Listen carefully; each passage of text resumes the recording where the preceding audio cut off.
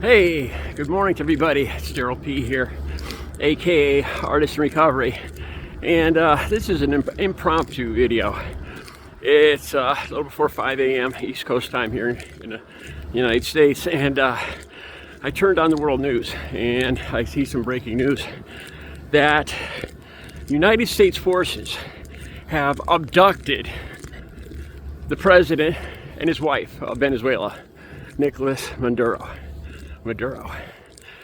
Yeah, there's photos, video of explosions, from past news reports. I'm guessing this was like a Black Ops, CIA. Apparently the SEAL Team 6 or Delta Force or whatever were involved in this. And there's videos of explosions at a compound in Venezuela and people freaking out. No reports of casualties yet, but I'd find it hard to believe there wasn't a substantial amount of casualties seen with all the explosions and gunfire you see on TV. I usually don't get this kind of visceral reaction. Right now, my heart is pounding. My adrenaline is jacked.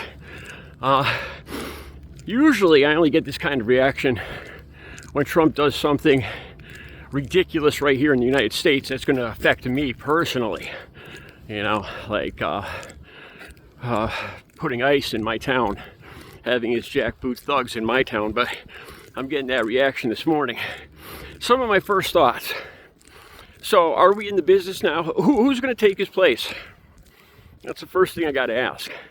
We all know what happens when there's a vacuum in power. People fight for it. So more than likely, this is going to cause great instability in Venezuela, which I don't see how that would benefit us or anybody else. People are going to argue and fight over the next, or are we going to install a puppet regime? We're back in the business of doing that? I thought we learned our lessons from the Philippines, from before, installing puppet regimes. I got this to say. I am a recovering addict. I've said this before, 19 years clean and sober. I wasn't a narco trafficker, but I was involved to some level. And I'm going to tell you this. First of all, the vast majority of substances in this country are not coming from Venezuela. They're not coming through Venezuela. They're not coming from Venezuela. A lot of the substances, the vast majority, have nothing to do with Venezuela that are causing problems in this country. I will bet everything. Bet my bank account. I'll bet my left arm that this will have absolutely no effect on addiction and the suffering in this country. Not one iota of effect. Guaranteed those structures, those export structures are already dealing with this, and the people that deal in these substances. I got another concern. This isn't like childhood, when your parents say, do as I say, not as I do, like when they tell you not to smoke, but you go, well, you smoke, when you were 8 years old and you got caught with a cigarette. This isn't childhood. When we set a precedent and we abduct the head of state of another country, what makes us think that it hasn't now set a precedent? And like now, Vladimir Putin, what's stopping him from going and abducting Zelensky and his wife with Russian special forces? What's stopping that? What was stopping it before?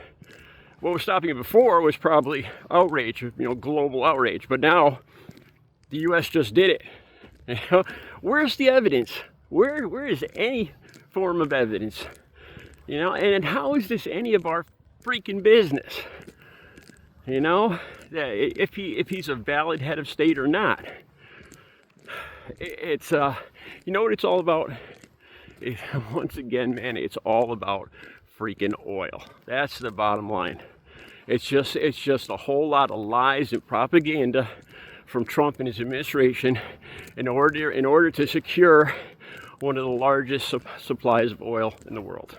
That's the bottom line. And now, remember our other involvements, say in Libya, in Iraq, Philippines. How did that turn out? I got a feeling it's not going to get any cleaner, any neater right now. Like I said, with a black hole of power now Unless, of course, we establish a puppet regime. Like I said, I never usually get this kind of adrenaline reaction, but I don't see this as a good thing. What happened to America first? I'm sure Trump will bend this into you know, some way to make America, you know, somehow it's all for America. I'm sure. I think it's more for him and his buddies that are invested in oil and fossil fuels, really. That's what I think. But isn't it always? Let me know what you think.